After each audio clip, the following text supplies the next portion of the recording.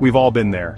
You walk into a store looking for a new router because, let's face it, your Wi-Fi is about as reliable as a politician's promise.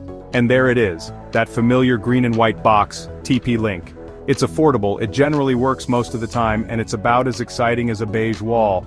But hey, it gets the job done, right? Well, not so fast.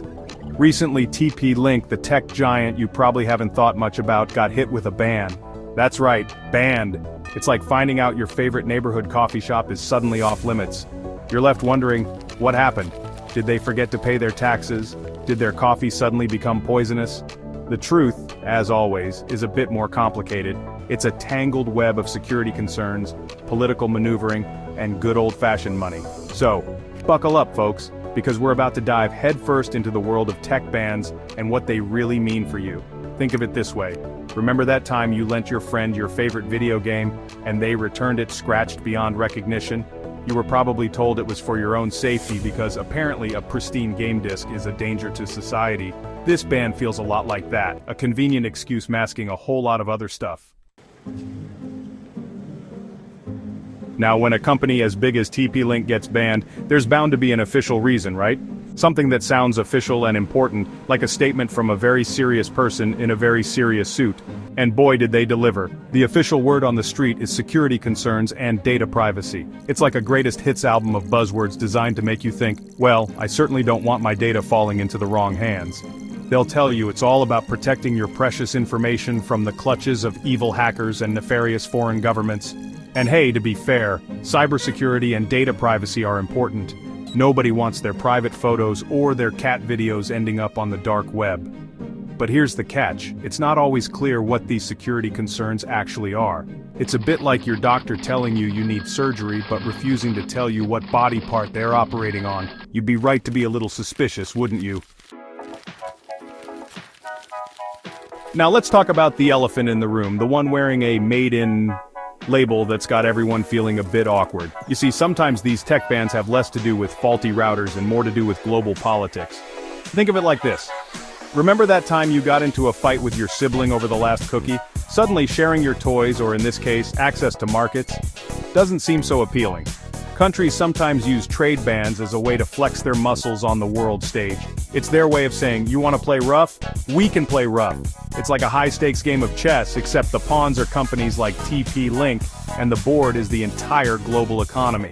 And just like that sibling rivalry, these trade wars can be messy, unpredictable, and frankly, a little childish.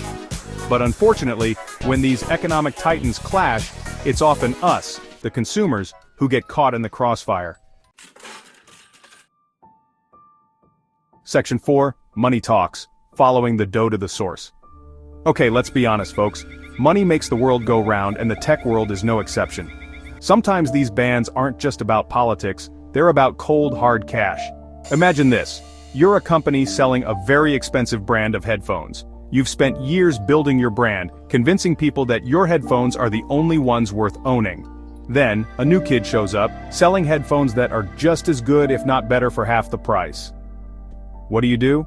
Well, you could up your game, innovate, and offer even better headphones, or you could try to push your competition out of the market entirely. That's where lobbying comes in.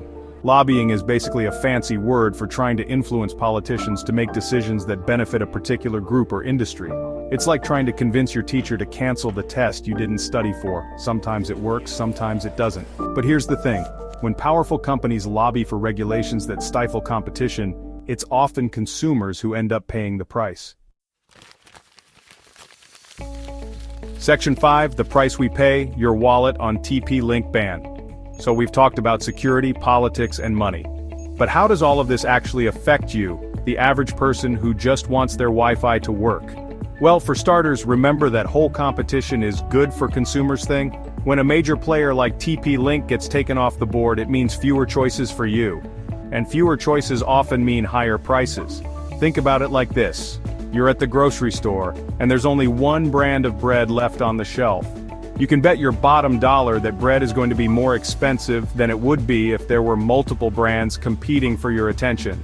But it's not just about the price tag, it's also about innovation. When companies have to compete, they're forced to constantly innovate and improve their products to stay ahead of the game. But when competition is stifled, there's less incentive to rock the boat. Section 6. What now? Navigating the tech maze. So you're probably thinking, great, now I'm worried about my router, my wallet, and the state of global politics. What am I supposed to do? First of all, don't panic. The internet is not going to disappear overnight. Though let's be honest, with the way things are going, you never know. If you're currently using a TP-LINK product, there's no need to throw it out the window just yet. These bans often come with grace periods, so you'll likely have some time to figure out your next move. Do your research, read up on the ban, understand the reasons behind it, and see what alternatives are available. There are plenty of other reputable tech companies out there making routers and other networking equipment, and most importantly, stay informed. The tech landscape is constantly changing, so it's essential to stay up to date on the latest developments. Section 7. The more you know, staying ahead of the ban game. So, there you have it, folks. The TP-LINK ban is a perfect example of how seemingly simple tech issues can be influenced by a complex web of factors, from security concerns to political maneuvering to good old-fashioned greed. The next time you hear about a tech ban, don't just accept the official narrative at face value. Dig a little deeper, ask questions, and remember that there's often more to the story than meets the eye. Because in the end, the more informed we are as consumers, the better equipped we'll be to navigate the ever-changing world of technology and make choices that are in our best interests. Stay curious, stay skeptical, and most importantly, stay connected.